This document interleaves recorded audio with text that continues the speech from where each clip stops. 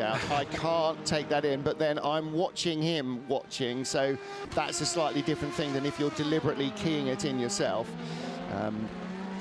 Good morning to Sarah Rigby. Good, I'm glad you enjoyed your bacon sandwiches and your mug of tea. Thanks for mentioning that. Yeah, that's not made me hungry at all. Yeah, and Jatinda, no, I didn't sleep in one of the empty sim racing seats. I don't think you can sleep in one of the sim racing seats, not with your feet that high up anyway. And they've barely been empty during the night, actually, in the studio here. And in fact, the IDEX Sport seat is empty, but the Cinetech Elf seat is still being occupied.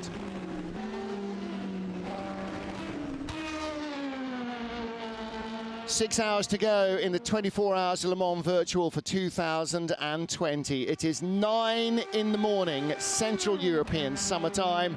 Welcome back to our viewers from ESPN to our coverage of the world's greatest virtual endurance motor race. Those are just some of the cameras that we have on our 200 drivers running in 50 cars, 4 driver lineups in the cars, a maximum of 2 professional sim racers and a minimum of 2 professional racing drivers, FIA graded license holders in the lineup. Some have gone with more real-world racers, some have gone with all real-world racers, like Team Penske, for instance, with 4 real-world drivers in their car, like also United Autosports, and coincidentally, and it is coincidentally, both of them are American-owned teams. Of course, we heard from Roger Penske that he sees the entry here as, first of all, a team-building exercise for all of his real-world drivers who are in the car, but also as the first steps to the captain bringing a team back to Le Mans when we get rules convergence between the IMSA platform and ACO rules racing. You're looking here at our lead race battle, and yes, those liveries do look remarkably similar. Those are 2 of the 4 Rebellion Williams eSport cars. Rebellion, regular racers in the World Endurance Championship, and partnered with Williams Grand Prix, the Formula 1 team, to produce this eSports team. And at the top of the screen, the number 1 car driven by Polish sim racer Nikodem Wisniewski, and below him, Agustin Canapino, multiple Argentine touring car champion. Canapino is also clearly one heck of a sim racer. I'm Martin Haven, alongside me in our studio here in central Paris, close to the head of the headquarters of the FIA, the World Motorsport Governing Body, on the Place de la Concorde, is Lewis Mcleod. And Lewis, this has been a really... It's been a massive staring match between these 2 Rebellion Williams cars. The gap has barely been under 30 seconds, barely been out to a minute. It's now sort of in between at 40 seconds, and there's nothing being given away by either car. No, everything is still very, very close between them, and to be fair, very close between a lot in the top lot. Obviously, we've got 6 hours to go in the race. We've got 4 cars on the lead lap, and they're 4 cars that we could very well, in 6 hours' time, see winning this race. They're very competitive cars. We've got plenty others that have dropped by the wayside, but these 4 at the top end, the 2 Rebellion Williams eSports cars of the 4 that are topping the field. Like you say, they're chewing and throwing. Their pit stop sequence is throwing 1 car into the lead, and then Wisniewski, we're expecting to pit at the end of this lap, will then hand the lead over to Agustin Canapino. Canapino will lead for a lap, and then will hand the lead back to Wisniewski. Whether Wisniewski needs to hand over the car pretty soon, I'm not 100% sure. What I would note is, considering that Wisniewski's still leading, very, very good. We did see that he had a drive-through penalty, which we believe is for track limits. We're not 100% sure. But either way, he's come in, he's served that, still has the lead. That will cost him a lot of time, but that mistake cost what could have been a very dominant position in the race. Well, it's halved the lead from around 1 minute and 20 seconds down to 40 seconds. We also rode on board there for a while with Tom Dillman in the number 4 Baicoles Burst eSports car. Baicoles again, regular supporters of World Endurance and racers at Le Mans. Tom Dillman, the man who started from pole position with a lap that he set himself in qualifying on Friday. A phenomenal performance. Looking into a tight battle for position in our GTE field. And the purple livery on the Team Project One car, number 57. That is being chased down by the lead AF Corsa Ferrari on an outlap. And that is the number 71 car. 71 car being driven by Jordi Sveers, the Dutch driver at the moment. And for those of you who have not been with the race right from the very beginning, or throughout right from the very beginning, the lead Ferrari early in the race was car number 52. That was the all-red, the sort of matte red Ferrari, driven by, well, early on in the race, Charles Leclerc and by Antonio Giovinazzi. David Tonizza and Enzo Benito are the two sim race drivers there. Now, they had very good pace, but they also had a number of problems before we got into the night time. Anybody who follows Charles Leclerc on social media will have seen him posting a picture of the car upside down in the middle of the track on its roof. That's the sort of thing that will put a bit of a kink in your challenge, and that car has really struggled to avoid bad luck. It is the last running car in the race. David Tonizza is at the wheel of the 52 car. We've had 3 retirements from the race. One of our very strongly fancied cars, car number 20, entered by Team Redline, one of the biggest and most successful of the sim racing teams in the sim racing world. That car eventually had so many problems, the team said, right, we're going to have to retire that car. And of course, that is one of our star driver lineups in that car, Max Verstappen and Lando Norris, the two Formula One drivers who've done so much to popularize sim racing with non-sim racing fans in the present lockdown. So that car was our first retirement, little before midnight, I think, last night. Patrick Pilet was driving the number 94 Porsche Esports GTE car. Patrick Pilet, a podium finish, in fact, I think a GT race winner as well for Matmut in Porsches, and a long-time Porsche factory driver. That car again had too many problems, and Porsche said, okay, we're going to cut that one and we're going to focus on our remaining 3 cars. And one of Toyota's 3 entries, Toyota Gazoo Racing Argentina, car number 10, that has also retired. That was 100 laps ago. That car dropped out of the race. So other than that, of our 50 starters, 47 still going. So again, a very high survival rate through the night and into the morning. Looking here at our 4th place car in the GTE field, Ayhan Juven from Turkey leads in Porsche number 93. Aaron Yayovsky for R8G, Roman Grosjean, the Grand Prix Drivers Esports team. They're in a Corvette, they lie 2nd. Porsche's Mac Backham in 3rd in car number 92. And this is Bianca Lila for the 95 Aston Martin team. That car was started by Nicky Team. Manuel Biancalila is now driving the car. He's the only sim driver in that car, and Aston Martin Racing, with their 3 cars, have gone with 3 real-world drivers in each and 1 sim racer to guide them with setup. So 95 car, Nicky Team, Richard Westbrook and Lasse Sorensen. Ooh, we've got a bit of a battle, I think, for 6th place in LMP2. Yiffy Yi, Hani Al-Sabti, Rebellion at Williams Esports, Panis Racing AAA. Hani Al-Sabti, quite an aggressive driver, but certainly one that knows how to make a move. I'd be very curious to see what's going on in that battle.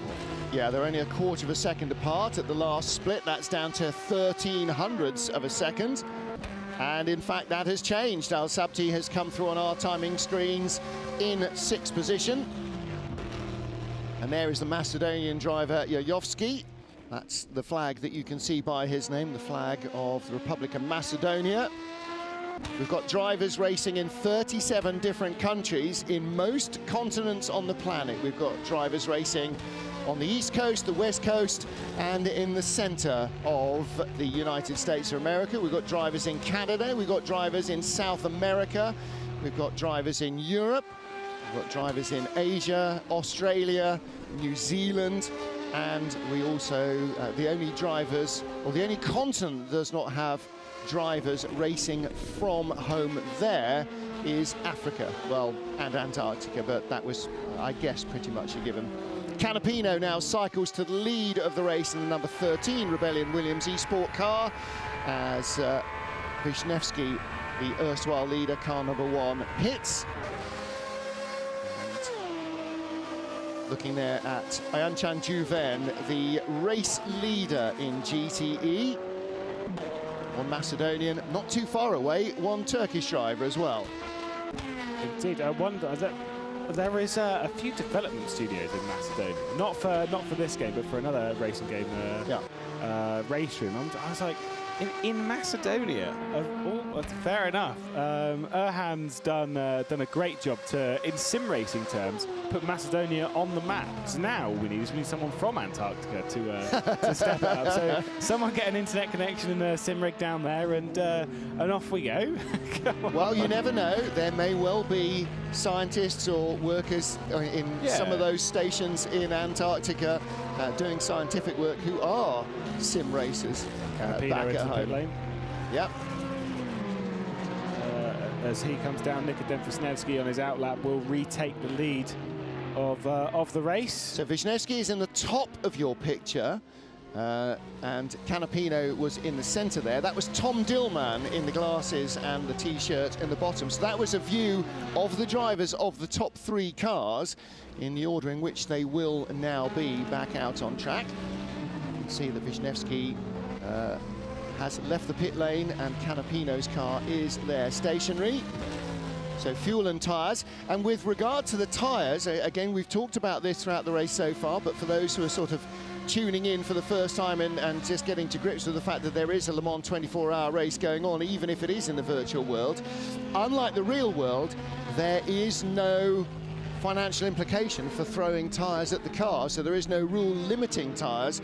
And in testing, the teams all found basically that there is no mileage or no time to be gained in double stinting your tyres compared to the slightly longer pit stop that it takes to fit fresh tyres. And so every time a car comes in for fuel, pretty much it takes fresh tyres all round as well. It was, I believe it was, you said it was 38 seconds was the number that I got as well. Yeah. Roughly in that kind of area to do fuel only. And then to do tyres, it's an extra 12 seconds. Now the thing is you lose between a second to 2 seconds a lap on the worn tyres. Do the maths. It's a 10-lap stint, 1 to 2 seconds. You're going to be losing roughly 15 to 20 seconds over the second stint. 12 seconds. You're going to take the fresh tyres. You're going to lose less in traffic because you've got a more agile car. You're going to gain a lot more through the peak grip of the tyre. You're going to feel more comfortable, more confident in the grip in the tyre anyway. And like you say, there is no limit, so we might as well throw as many on. To be fair though, I'd quite like to see a little tyre limit. Yeah, but you can't actually see it other than the fact that the car goes more slowly or less quickly. Correct. So it's not a visible deterioration in any way, shape or form. Tom Dillman in car number 4, the Bicoles car, is creeping closer and closer to Agustin Canapino, isn't he? The gap's now down around 15 seconds as the number 13 Williams, who watching it there, comes up to speed. And again, just for those who may be either waking up from a night time of sleep or a little nap on the sofa, we talked about Mark Gassner, who's one of the 2 sim racers in the number 13 car you're looking at now. Agustin Canapino, touring car legend in Argentina, with young ex-single-seater race Jack Aitken. And Mark Gassner, who was added to the team only on Friday to take over from Alex Arana. The Spaniard had so many connection problems. Somewhere between himself and the team, they made the decision that it was not likely that he would have a reliable connection, or connection reliable enough for anything more than a sprint session, and Le Mans is definitely not that. So I don't know whether Mark, I have got my, it doesn't have drivers on in the reserve list. We had a reserve list of 10 cars, including Risi Competizione, including Kessel Racing, including Team LNT, including Duquesne, who are big supporters of the European Le Mans Series, including Graf Racing, Nielsen Racing, and G-Drive, who have all been very strong race teams. I don't know whether they had drivers lined up. I don't know whether Mark Gassner would have been potentially in one of those cars, but Gassner certainly getting himself up to speed very quickly from Friday to the race that started on Saturday. He's done a truly incredible job. But that was a car that we looked at and we basically rules out from being in contention to this. And I feel, to be fair, justified in the sense of throwing a driver in with almost like no practice in comparison to everyone else. You think that, no, it's done. Like, come on. Gassner's done an incredible job, and you can't take anything away from Canapino, from Aiken, and from Romanidis. Like, they've all done brilliant jobs to go toe-to-toe with a car that we did pick for victory. You know, the #1 car was one that we were like very much focusing on that car. Of course, the 20 was the main one, but that one's not in it anymore. You had all your money on that car, and now we know why it retired. This, to be fair, I do remember saying, I was like, that's the favourite car, but I was like, I think it's going to have an issue. I didn't think it was going to have that issue. No. But I was like, there's something that's going to go on there, whether it's one of them coming through traffic maybe slightly too aggressively. We've seen some fairly aggressive driving from Max Verstappen in sim racing, and we were wondering if something like that might happen. You know, unfortunately, what happened. Yeah. But nevertheless, we're all still carrying on here, and we've got a tense battle for the lead. I think Dillman will be coming in fairly shortly for a pit stop. I think it's 2-3 laps time. Looking at Nikodem Wisniewski racing from home in Poland. And that is your race leader in the #1 Rebellion Williams. On board with him, hoving up behind one of the two factory Corvette Racing C7Rs. And those cars making their trademark thundering rumble as they circulate Le Mans. We heard from the head of Corvette Racing, Doug Feehan, from home yesterday, enjoying watching the racing. And like everybody else, this race has done nothing to make us want to be at Le Mans any less than we did already.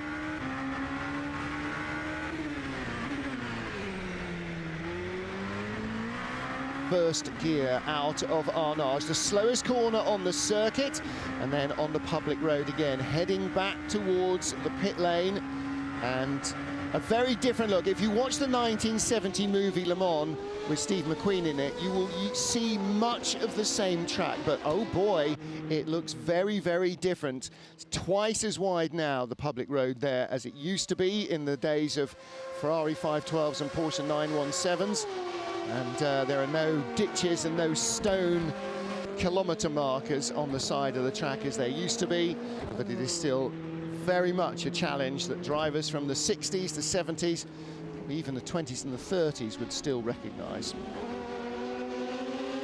Well, everything about Le Mans, in terms of the challenge for the race drivers, remains as tough as it ever did. The cars are faster, they're more reliable, and that means that the drivers are perhaps suffering even more. Well, let's hear from Her Serene Highness Princess Charlene of Monaco. Bring you up to date with her foundation. 24 hours where you can donate through the Princess Charlene of Monaco Foundation. The Princess Charlene of Monaco Foundation is a charitable foundation. They have a number of programs running on a full-time basis. Their fundraiser this season was expected to be, as ever, a gala dinner and fundraiser at the Monaco Grand Prix, but that did not happen in May because of the COVID crisis, and as a result they are using this race as a highlight of their fundraising season. Now looking to raise money for the fight to find an antivirus for COVID-19. So if you would like to go to the address that was on screen, it will appear on screen a number more times throughout the race, and make however small a donation you can. That will all go towards trying to relieve the COVID-19 problems that the entire world is suffering. Watching here, battle between American machinery and an American entered and, well, partially driven car. That's the Team Penske car. They're from North Macedonia. We're being very specific now. Is the R8G driver in that Corvette that is currently lying in second place. So that is Erhan Yayovski. It is still lying in second place in the GTE class. And that underlines the fact that actually the Corvette and the balance of performance with Porsche has worked pretty well, and with Aston Martin. We talked about this earlier on. Balance of performance is used to try and make sure that manufacturers with very different kinds of cars can race together on a fairly level playing field. You've got big front engine, normally aspirated car like the Corvette. You've got a mid-engine turbocharged car like the Porsche. You've got the Aston Martin again with the engine in the front and turbochargers. You've got a mid-engine turbocharged Ferrari. You're trying to balance apples and bananas and oranges together. One of the wrinkles in the R Factor 2 setup coming into this race was that balance of performance wasn't just decided on what the teams driving their own cars had produced in terms of pace. The cars were available on the platform for other teams' drivers to drive. So if you thought that Porsche was sandbagging, you could go out and go as fast as you could in a Porsche to try and prove that it could go quicker than they'd showed.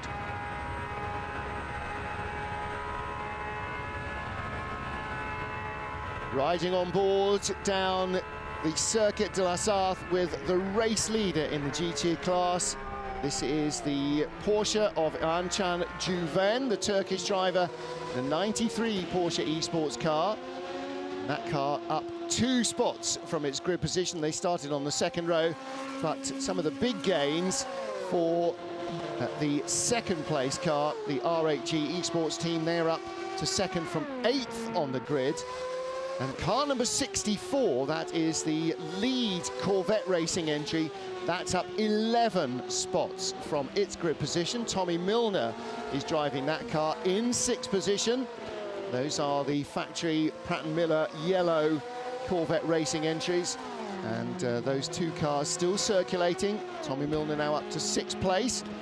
And within a couple of minutes, or 2.5 minutes, of Ricardo Pera in the 5th place Dempsey Proton Porsche that actually started on the front row and led the race for quite a while. In fact, he's just about 3 minutes behind that car now. Out of Arnage, our GT race leader. And myself, Martin Haven, and Lewis Mcleod, talking you through the action here from Circuit de la Sarthe. Sophia Flörsch, German single-seater racer in the Richard Mille racing team entry. That 4-driver lineup is the only all-female crew in the race.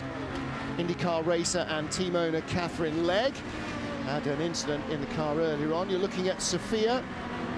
I'm guessing she is racing from home in Germany.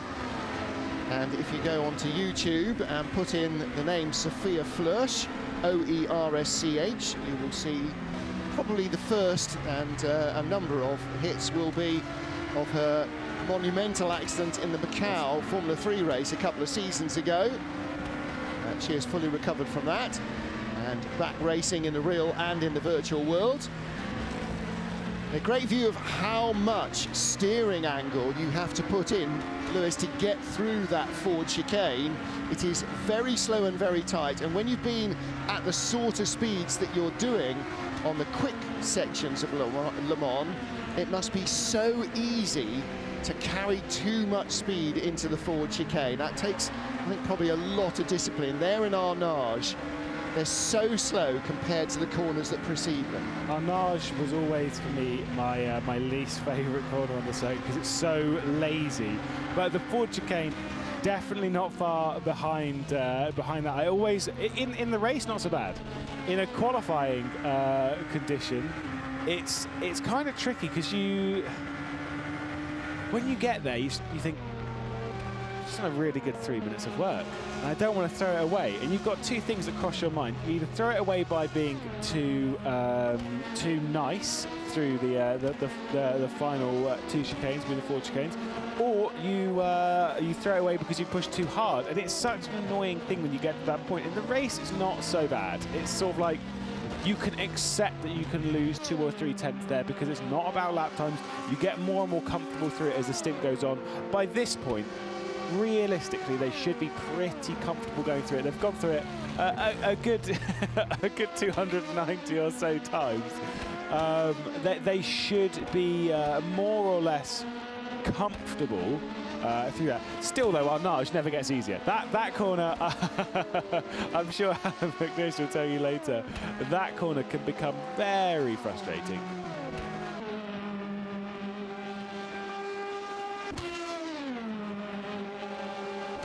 Arnage is only a few hundred metres on from the outright fastest part of the track, which is just before they hit the brakes into the right-hander at Indianapolis. So, yeah, it's like coming off a super speedway into the parking lot. And for very obvious reasons, NASCAR don't think that that's a great idea. The only real equivalent I can think of is at the Daytona 24 Hours when they're using the Roval and you come off the oval at phenomenal speed down into the infield section, and that is a big stop as well. There is a view this morning of our studio. Pierre Rag racing for Cinetec Alpine Elf. Oh, I love the facial expressions. This is one of the oh, that's why. That's why. That was as he turned right in Indianapolis, rather. He knew he had got too much speed on the car. Loop round in the left-hander, and there is Arnage, and he's got muck and gravel and rubbish on those super hot tyres. Racing slicks when they're hot are as sticky as chewing gum and as hot as food that has just come out of the oven. They run at about 130 degrees on track. When they go on in the pit lane in R-Factor 2, they're at about 65 degrees, so about half operating temperature. But it does mean that when they're that hot and that gummy, if you put your hand on it, A, it burns your skin, but B, your hand sticks as well. If you put your foot on a tyre, your foot will stick to it. So all the rubbish you run over sticks to it. And so he's now getting that machine gun noise in his ears of all the stones being flicked up under the car into the wheel arches. And that was just very possibly the distraction of having the camera in his periphery, not on the screen, but actually in the studio here. The thing as well from that slide, as much as that, to be fair, that slide wasn't too bad on the exit. I was going to say that if the slide was quite a long one from the entrance to the kink of Indianapolis, the problem that he'd have is that his tyres are going to overheat. Now, R-Factor 2 don't really lose temperature in the tyres that quickly. It does take quite a lot of time, and you have to drive very, very carefully. And the main point I bring that up for is because when you make a mistake like that, it is so easy to make the exact same mistake again. And then obviously that just builds, and then your tyres are even hotter than they were before. And it takes a little while for those to lose temperature. You've got to get it onto the Mulsanne where you've got a nice long straight. You're not putting any load through the tyres. It's only through the chicanes, which even then, not too bad. So listen, just be careful. While we're looking at it in the top right there, the clicking noise you can hear is the paddle shifters, which are always the noisiest part of the sim rig. Talk us through the sim rig. What are we looking at here? What sort of monitor has he got? So that is an ultra wide. Not actually sure as to what the aspect ratio is of that, but the large, ever so slightly curved basically gives you just that little bit of peripheral vision. Not sure what the refresh rate is on that monitor. Of course, I did speak before about how refresh rates and stuff of monitors, i.e. the frame rate that the game is running at, so how smooth the picture is. Normally you want it at 60 frames per second as a minimum, which is how most games on your Xbox and your PlayStation, if you've got those, or on your computer, that's how they should be running normally. as we've got something going on here. Yeah. Oh, That's the Gulf racing car, and was that the Guido van der Garde one? I wasn't sure who it was. Guido van der Garde has gone into the pits. It wasn't this car. This is Jean-Eric Verne for Veloce Esports 1. This is the car from 5th place. Rebellion Williams comes in. That's Ye in the number 3 car. I think Ye may be coming to the end of his stint. Jean-Eric Verne in the top right-hand side of your picture. Double Formula E champion. Oh, I wonder if it was one of the Jota Redline cars, because there's one in the pit lane there, just in front of this picture where you could well rear wing. Would he have got in yet? I'm not sure he would have done. Well, it was just that. I think that was that our replay. Yeah, that's very true. Yes, so it may well be that he was in. So Will Stevens in the pits for Jota in car number 37. So it might well have been that. Let's look for our. Well, Ross Gunn in the Aston Martin is the only GTE car that has been in and out of the garage. The Gulf racing car of Andrew Watson either has not gone into the garage or has not come back.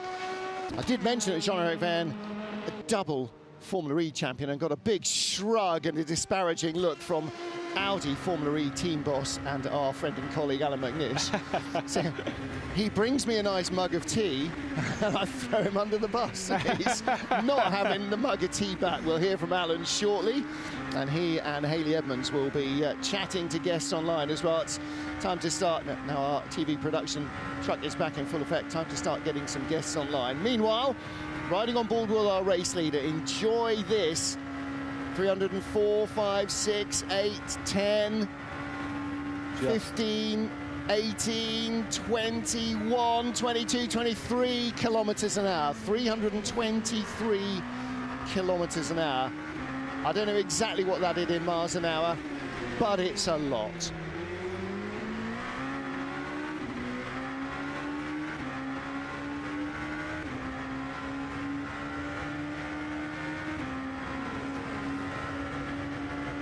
Out of Arnage in first gear, and again building up speed through 5th, through 6th. Really honking on here as you turn off the old road. Now the road there goes straight ahead and down through Maison Blanche White House, which was named after a farmhouse at the side of the road, and then it would run straight past the pits. Now the modern circuit comes through these Porsche curves, sweeping high-speed track, and then comes back towards the pit lane again. We're looking now at the 2nd place car in GTE, and he is on the long Mulsanne straight. Well, this is the car that lies in 2nd place. The team is owned by Romain Grosjean, our Formula 1 driver, and our Hayley Edmonds is about to chat with him. He is on the blower. I'm live with Romain Grosjean, a Formula 1 driver and the manager of the R8G Esports team. Car number 80, currently 2nd, doing extremely well. Now, Romain, if your social media is anything to go by, you've been following extremely closely the progress of your team, and you're doing extremely well at the moment. Yes, I have. It's been great. I think we've had a good start, good lineup, good preparation. Just before I went to bed last night, though, I could see that Catherine Legge clipped us, crashed into us after a spin, so I wasn't very happy with that and going to bed. But then I woke up in the morning and I could see that, yeah, we were competing really well, and just loving watching the cars, you know. Looked good, and we're doing great, so I hope it keeps going. There's still a lot to go, 5 hours and 26 minutes, but the boys are doing great. And that's the luxury, of course, of being the manager, is the fact that you can actually go to sleep and then when you wake up, check out how the team's doing. So just tell us about the reasons behind creating your own sim-based team. Well, I've kept an eye on esports for a long time, and obviously the self-isolation has moved things a little bit forward faster than I was anticipating to. But also there were some great events this year, and I think the virtual 24 Hours of Le Mans is something big. Could change what we've known as sim racing beforehand. And I'm actually quite jealous. I'm not doing the race right now, but with 3 kids at home, I didn't know the game F Factor 2, so it was a bit a bit tricky for me to jump in at the last minute. But you know, I think and also I want to try to see if we can find the next talents through sim racing. Karting and single seaters are very expensive, so if we can eventually find talents via sim racing, and then with the opportunity of our sponsors, Braga Kart and some more, help them to come through real life and try it and find the next talent, that would be awesome. This confinement has really put into spotlight sim racing, especially with the involvement of a lot of big Formula One and other kind of championship stars. I mean, do you think that's really kind of credibilized equally the sim racing universe? I mean, sim racing universe is complicated. To be 100% honest, when you tried to call me the first time on Skype, I was actually practicing Le Mans on a different game for a race next week, and with one of my pro drivers, and I really struggled to get into, you know, within a second of their lap time. It's very impressive, and yes, it's focus, you know, doing stints. It's different conditions that what we normally encounter. So yes, it's a sport. It's got some challenges, a lot of them, and I must say that, you know, learning all the small tricks, the setups and so on makes a huge difference. So yeah, very happy with the way it goes. Very happy with the team. I think we've got some great driver lineup, and I think you know, we're looking at getting bigger for the future. But definitely we're having a good start. So just in 2010, you had a start at 24 Hours of Le Mans. What we want to know, going from the virtual to, of course, the real world, is are we going to see you again on the grid at the 24 Hours of Le Mans? Well, that's definitely a race I want to do again. I absolutely love my experience 10 years ago. And sadly, we had to retire the car with an engine failure at like 3 a.m., but we were leading GT1 category at the time. And yes, I want to come back. It was probably one of the best weeks of my life. And really, the atmosphere and so on in Le Mans is completely different to anything else. So I can't wait to come back one day. And we look forward to it. Thank you so much, Romain. Thank you. Lewis Mcleod, I was going to suggest that those did not look like the eyes of a man who had been up all night. And indeed, he freely admitted immediately that he had not been up all night. However, his team has. Thank you to Monty for doing the calculations. We were riding on board with the race leader doing 323 kilometers an hour.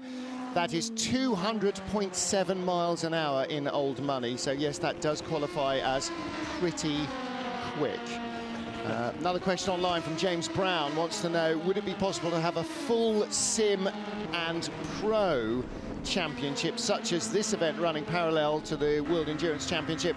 The chances are no, not really, because we'd never get Grand Prix drivers and all the others involved in it. We wouldn't get drivers from all over the planet. Nice as it would be, this is possibly a unique event. Information to the pit lane, information to the pit lane. 1 second stop and go penalty on car 37 for causing a collision with car 86. 1 second stop and go penalty on car 37 for causing a collision with car 86. Well, Lewis, you were spot on, figuring that 37 was in the pit lane and it might have been them that were involved. It was, with the 86 Gulf Racing Wolverhampton Wanderers Football Club sponsored car. So it looks like the Porsche continued. The Jota Sport car went into the pit lane. Jota teaming up with Team Redline for 2 entries, 2 of the Redline 3 entries. And just I did have a question earlier asking what had happened to the Ferrari of Charles Leclerc. Has it retired? It has not retired. It is running as the last of the running cars, the 52 AF Corsa Ferrari. One thing that I've just noticed, Atsay Kirchhoff has had the fastest lap of the race. He's not been in it for a long time. That fastest lap of the race has just gone the way of Yuri Kasdorp for Toyota Gazoo Racing in the number 8 car. That is an impressive lap from the tall man. Done an incredible job there. A 3:25.203. Yuri Kasdorp, one of the drivers that has come out of Dennis Lin's sort of academy of drivers from Singularity. That is a monster lap time. Do you want to know what is a singularity about that? Fastest first sector of the entire race, car number 4, Esteban Guerrieri. Fastest second sector of the race, car number 20, Ace Kirchhoff. Fastest final sector of the race, car number 38, which is Rudy Van Buren. So he has set the fastest race lap in LMP2 without one purple sector. That is sneaking under the radar. So what he's done is not one of his 3 sectors has been empirically the absolute fastest. But when we had Ace Kirchhoff setting that lap, I said, by adding up those 3 fastest sectors, the ideal perfect fast lap would be a 3:24.0, and we still haven't got down there. So without setting a purple sector, he has put together maybe the second and third fastest sectors of the entire race throughout that one lap, and as a result got a better overall lap time. So still, the perfect lap time of the fastest sectors we've seen would be a 3:24.0, the real world best with traffic, a 3:25.2. The thing is with these guys, obviously people are running different setups. So in certain sectors it'll be quicker, more wing, less wing, slipstream as well. That's why I don't think by yourself a 3:24.0 is particularly possible. But certainly we could see a team getting into the 24s prior to the end of the race. Not too long ago, everyone in the top sort of 5-10, most of them were on 20, like their fastest lap was a 26. Their best laps have come in recently. The top 5, all of them, best laps are a 3:25 something, whether it's a 6, a 7 or a 9. We've got some 25s coming in. I think Michi Hoyer's recently done a 25.7, which is a very fine lap himself. There are a few teams inside the top 10 that still haven't got into it, but they are close to the 25s, and this just shows how close the entire LMP2 field is when it comes to their outright speed, and that is incredible. And again, so much a reflection of real-life LMP2 racing as well. The cars are very similar. In this case, the cars are identical because they're all using the Oreca 07 chassis. We heard from Oreca boss Hugues de Schoenack, and for once, Hugues earning nothing in spare parts out of all the accident damage from this. But there we go. Hugues de Schoenack, the boss of Oreca. And in fact, Haley asked him, you know, what are your biggest memories from Le Mans? And the two of them actually are very, very closely tied together. Hugues de Schoenack's Oreca program ran Mazda's program for their most successful years and won Le Mans outright in 1991, running the Mazda 787B. That car was the first ever win for a Japanese manufacturer at Le Mans. And then 25 years later, at breakfast on Sunday morning in the Toyota garage, in the Toyota hospitality area, I was talking to Hugues de Schoenack and I said, 25 years ago, you won with Mazda. I said, you haven't won outright ever since, have you? And he nearly did with Peugeot. One of the Oreca cars nearly won in the year when all the Peugeots burned their pistons and lost the race. Alan McNish is smiling again. And then 25 years later, with one lap to go, the Oreca-supported Toyotas lost Le Mans. Nearly a quarter of a century after winning the only time with a Japanese manufacturer, Hugues de Schoenack nearly did it again. And that's why when you see the pictures of the shocked and stunned faces in the garage, 25 years of anticipation is reflected in Hugues de Schoenack's tears as he sees, with just about 3 minutes of racing left to go, that quarter of a century dream just being crushed. Well, that's another of the many, many little side stories that you get here at the Le Mans 24 Hours. It's all about pushing the boundaries in the real world and in the virtual. Let's hear more about that now. It's amazing today when we see, I mean, we're talking about endurance, but I guess you agree with me, it's not endurance anymore. It's a sprint race for 6 hours, 12 hours, or 24 hours, of course. And it's amazing how you can do multiple stints with the same tires. Yes, indeed, it is more than recommended to do multiply the stints with the same set of tires. As you know, with the regulation, every time the driver do a pit stop, he's stopping to refuel it. But if he chooses to change tires, it will cost him around 25 to 30 seconds. So it's a big gain to keep the tires on the car to do another stint. If you remember in 2011, when Benoît Trelvillier did a multiple stint with the same set of tires, every time he didn't change the tire, he saved 30 seconds. And at the end of the race, he won. The team won with 13 seconds in front of their competitors. So yes, it is very strategic to multiply the stints with the same set of tires. And if you remember also in 2018, it was late afternoon on the Saturday. It was the ex-Formula One world champion Jason Button. He kept his tire for 5 stints, same set of tires for 5 stints. So he had the stints at an average speed of 220 kilometers per hour. So he was not driving around the track to do a performance. He was pushing hard, and even our tire engineer was very concerned because it was the first time that the driver was pushing so far the performance of the tire, and at the end he did 5 stints on it, and to understand 5 stints with the distance in Le Mans is the equivalent of a two Formula One Grand Prix distance. So it means in Formula One they are changing 2 to 3 times depending on the strategy of course tires during the race. So with one set of tires, Jason Button did the same distance as with 24 tires or 32 tires in Formula One. So there is a big importance, and it's very recommended in endurance to multiply the stints with the same set of tires. Well, Michelin has been very involved in simulation. Today we are talking about a lot of simulation, and today even more with all this e-gaming. So we have been working for the last decade. We work a lot in development in simulation. So the technology has tremendously evolved, of course in collaboration with our partners in endurance. So it's a very interesting way of development, because today we reach a level of understanding and knowledge that we can already pre-develop the tires virtually via the simulation.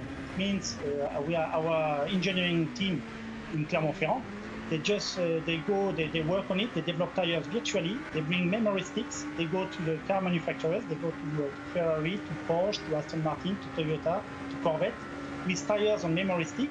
They plug the memory stick on their simulator, and their professional drivers are testing the tires.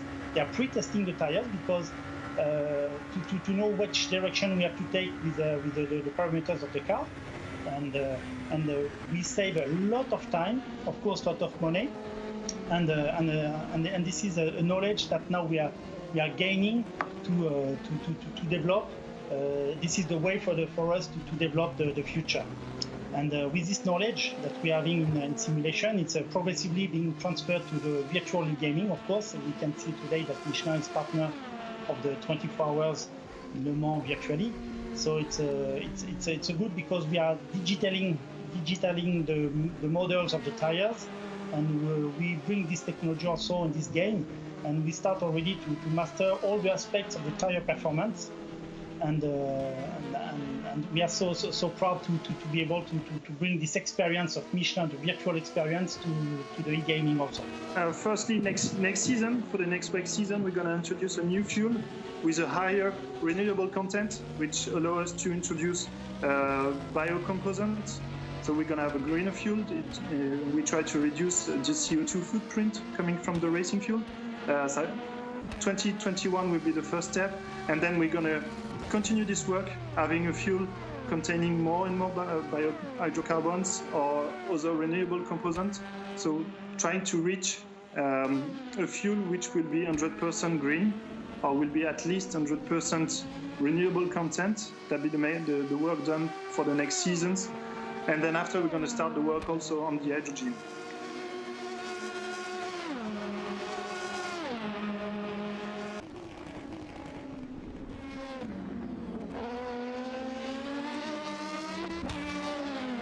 Both Michelin and Total, like a number of current partners of World Endurance Championship and the ACO, using Le Mans as a virtual as well as a real test bed. And this has been part of Le Mans right since the very beginning. We talked about this early in the race and in the build-up to the race.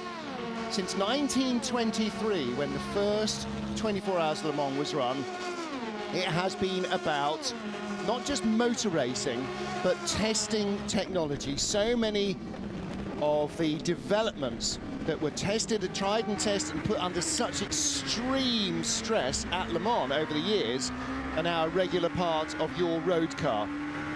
Efficient windscreen wipers, disc brakes, things like proper lights that work. And Le Mans was originally created to prove that automobile technology was reliable and safe. It was in its infancy. Cars had only been around for just over 20 years when Le Mans started. They raced then on dirt roads. You can't imagine what it was like. The rutted hairpin at Pont-Lieu in the middle of the town, stones flying up in the faces of the drivers and the mechanics on the exposed cars. And in the early days at Le Mans, cars didn't have fixed roofs. All cars had soft roofs, so convertibles. And for the first hour of the race, you had to run with your roof up. And if it pulled off or blew off, you had to come into the pits and fix it.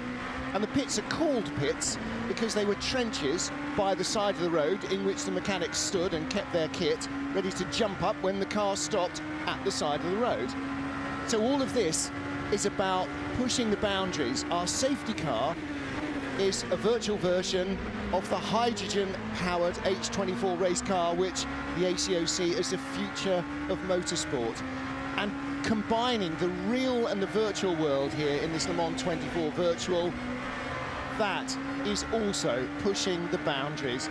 It's the biggest, most wide-ranging, most far-reaching sim game of all time. And Le Mans continues to push those boundaries as well.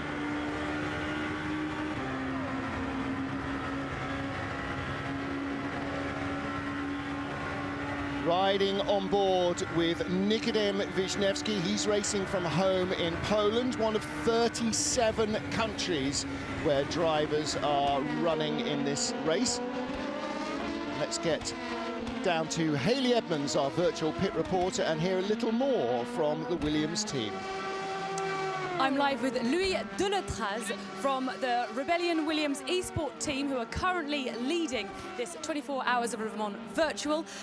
So Louis, firstly, how's it been going for you so far? We can see you're right at the top there with a relatively comfortable lead. So yeah, could you just tell us how this has been going for you so far?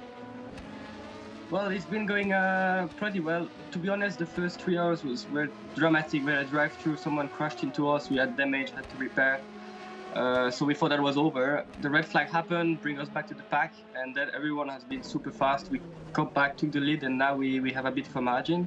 But yeah, I mean, it's crazy. It's my first real, I mean, not my first, but in this, my first Le Mans. And I woke up this morning, we're leading by 40 seconds, it's still 6 hours to go. It's very long. Yeah, no, I saw on your social media that you were like, I'm going to sleep now, we're currently in first place, hopefully we're going to stay at the top. And of course, when you woke up, you were. It is difficult to go to sleep. I struggled to actually fall asleep because I kept checking live timing, looking how it was. It was a lot of work putting this team together. Also with Rebellion, we have 4 cars. I'm trying to also look after quite a lot of things, but the guys at Williams eSport have been doing mega, so I just had to focus on driving this night. So it was good. You have already competed in a 24-hour endurance race. How can you compare the virtual world to, of course, the real world with regards to preparation? So the preparation, I would say, is even more intense here because the fact that we can just go testing 24/7, do new setup, new tires, because there is no tire limitation and fuel limitation. We've been flat out last 3 weeks, and basically, yeah, it's difficult, it takes a lot of nerves, and when you have a crash like at the start of the race, you're like, oh, that's terrible. But now we're back in, it's fully worth it, and we're happy. So you're the son of Jean-Denis Deletraz, who has, of course, participated in the 24 Hours of Le Mans. Has this experience given you maybe a little taste of it? Maybe it's kind of, do you want to compete in the real 24 Hours of Le Mans? Well, I did obviously speak a lot about it with him, because he can always learn a bit from his experience. And for sure, I want to compete in the 24 Le Mans. I will do it with Rebellion this year in September. So I seriously can't wait because it's a mega experience with an LMP1. So it's good to be doing the virtual one with Rebellion first, and then the real one. Great. And what does your dad think of this virtual 24 hours of Le Mans?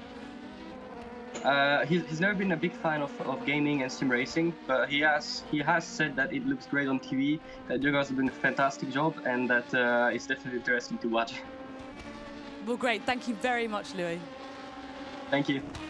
Thank you, Louis Delatraz. He's one of the 4 drivers in the #1 Rebellion Williams eSport car. Louis Delatraz, Raffaele Marcello, the real-world drivers. Nikodem Wisniewski and Kuba Brzezinski are their 2 sim racers, and it is Wisniewski who leads the race by 46 seconds from Jack Aitken in the #13 Rebellion Williams car.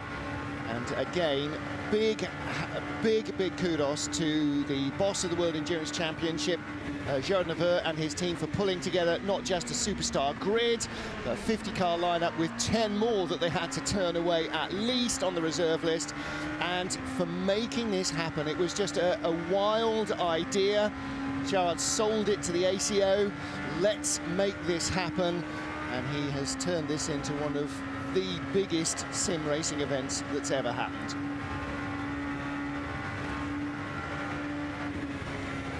+320 kilometers an hour, just nudging 200 miles an hour into the braking area for the chicane on the Mulsanne straight. We ride on board with Nikodem Wisniewski, racing from Poland for the Rebellion Williams eSport team. Just heard from one of his teammates, Louis Delatraz. Louis, having gone to sleep with the car in the lead, woke up with the car in the lead, and that is by no means guaranteed.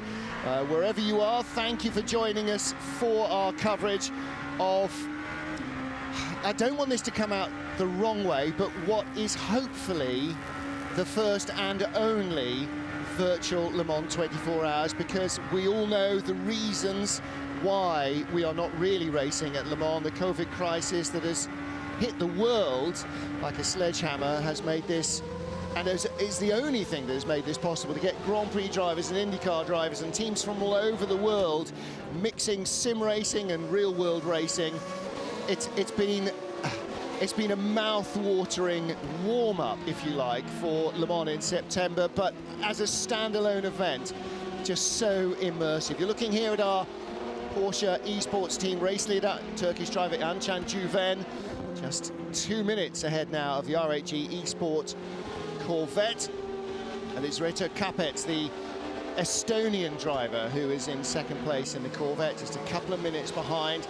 Again, takes 1 incident or 1 penalty, and that lead can evaporate. I'm Martin Haven.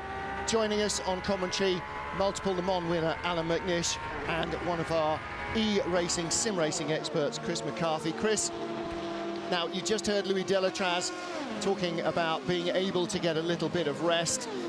You did that very familiar thing for Le Mans racers and commentators, particularly where you went back, lay on your bed, looked at the ceiling, go, I've only got 2 hours 45, I've only got 2.5 hours, I'm back on in 2 hours. So you're not feeling the freshest. No, but it is something that I'm used to when I was at Le Mans last year doing the Le Mans eSports Super Final. Exactly the same thing happened to me at around exactly the same time, believe it or not, as well. So I haven't got the experience you've got, Martin, or yourself, Alan, as well. So I think a few more years at it, and I think I'll get a little bit better at getting some sleep when I'm required. I think, to be honest, my sleep felt like it was virtual more than reality. I got a cracking 8 hours, but I really needed 10. Well, you know, push yourself. Never let enough be enough. If people think 8 hours is enough, no, push yourself on. Go for 9, go for 10 hours, go for 12. Obviously, it's that striving to be better that you've imbued into your son Finley. That's why he's never out of bed before lunchtime. You see, he's just following in father's wee footsteps. He's not following in his father's small footsteps, that's for sure, with the height that he is. But it's a funny one, because this time, actually, 10 o'clock in the morning, was when I found you could get quite tired, because you you know, you had all the euphoria, if you like, Information to the pit lane, information to the pit lane. 1 second stop and go penalty on car 38 for causing a contact with car 86 at T30 at the entrance of the Porsches. 1 second stop and go penalty on car 38 for causing a contact with car 86 at the entrance of the Porsche turns. Well, now that's really tough on the Wolverhampton Wanderers Golf Racing Porsche, because it wasn't too long ago that the number 37 Jota car punted them off in the middle of the Porsche curves in the right fast left-hander. They went off on the wall on the right-hand side, and now the other cars had a go. I mean, it's bad enough you get hit twice in a stint, but being hit twice by two cars from the same team, he must have been thinking, oh, they've really got it in for me, Chris.